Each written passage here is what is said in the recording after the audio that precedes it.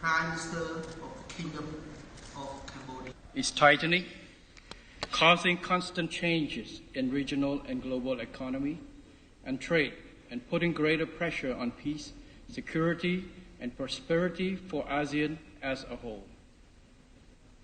The ongoing Ukraine war, in particular, has caused tremendous destructions to the Ukrainian people. Yet, far beyond the border of the war, we all directly and indirectly suffer the ripple effects ranging from the disruptions of supply chains and slower growth of the world economy. Excellencies, ladies and gentlemen, Cambodia has been actively advocating and engaging in regional and global peace and security matters. On regional levels, as Cambodia assumed its ASEAN chairmanship role in 2022, Samdech Techo Hun Sen, the former Prime Minister of the Kingdom of Cambodia, led a high-level delegation to the Republic of the Union of Myanmar to advocate de-escalating tensions and enabling constructive dialogues among relevant stakeholders to achieve enduring peace and national development, and shared win-win policy success drawn from lessons learned in Cambodia. On global levels, we have transformed ourselves from a recipient country of the UN Blue Beret deployment to become an active contributing country in UN peacekeeping operation in some hotspot countries of the world, as evident by UN peacekeeping and mine clearing missions in Africa and Middle East. We strongly believe that war cannot end by war.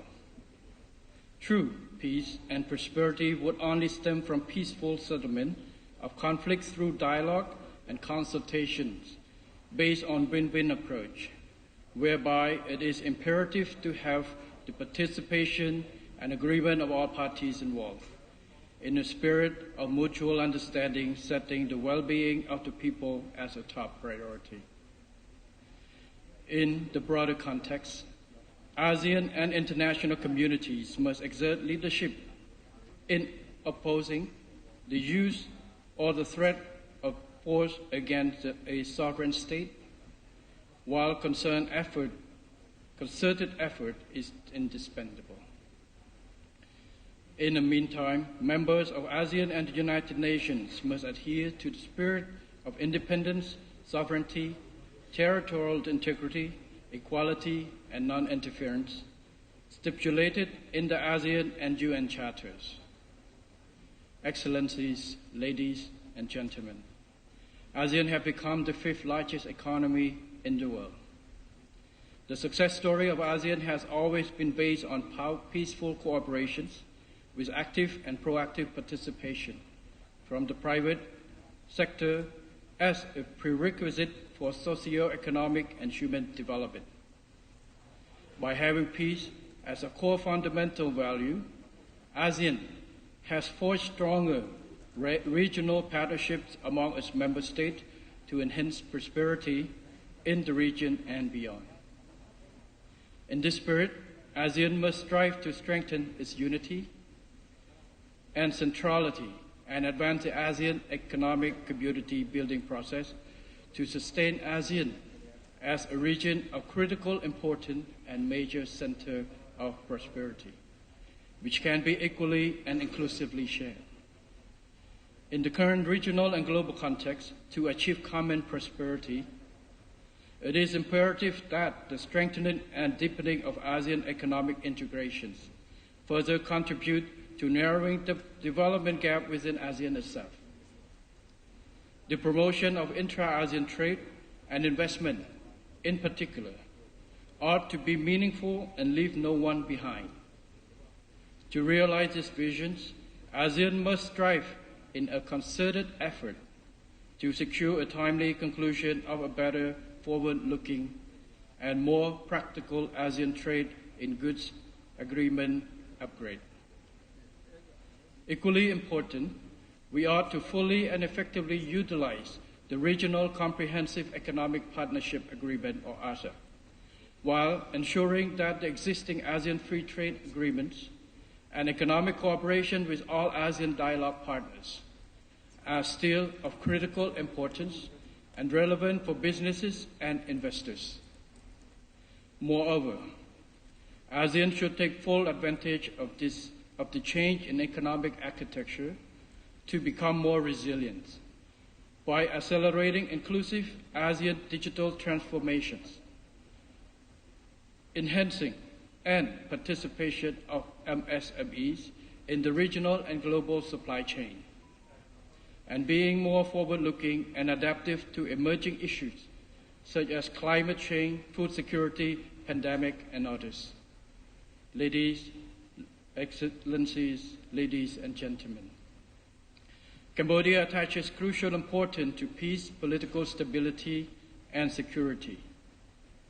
From a country marked by decades of wars, Cambodia has been enjoying peace, and through peace has graduated into the lower middle income country status, having sustained its economic growth of 7% per annum. Cambodia therefore holds true that peace, political stability, and security are the prerequisites and core establishment for socio-economic and human development, without which basic rights and freedom of the people cannot be protected, much less prosperity and development. As I assume the premiership in this 7th term, the royal government of Cambodia has recently launched a new national overarching strategy called the Pentagon Strategy. The overall strategic mission is to safeguard and nurture hard-gained peace and to accelerate national development to achieve the milestones of becoming a high-income country by 2050. This strategy has set out 5 strategic pentagons, including 1. Human capital development, 2. Economic diversification and competitiveness enhancement, 3.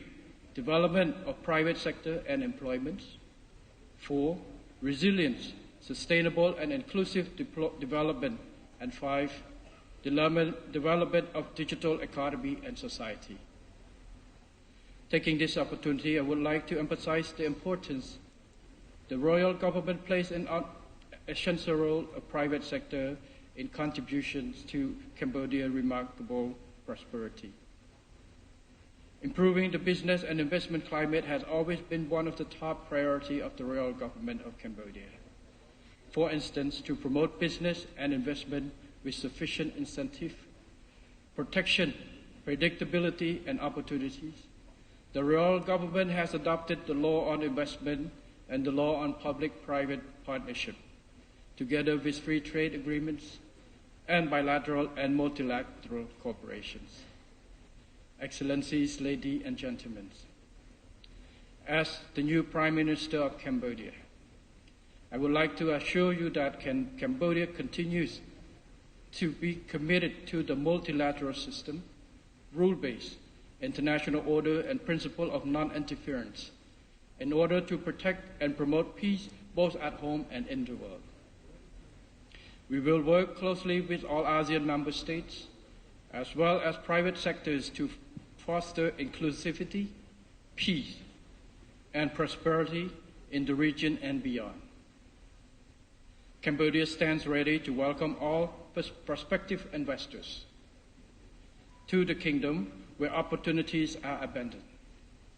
Finally, I wish this summit a great success and wish Excellencies, ladies and gentlemen, the 4 Buddha blessing of longevity, nobility, health, and strength. Thank you very much.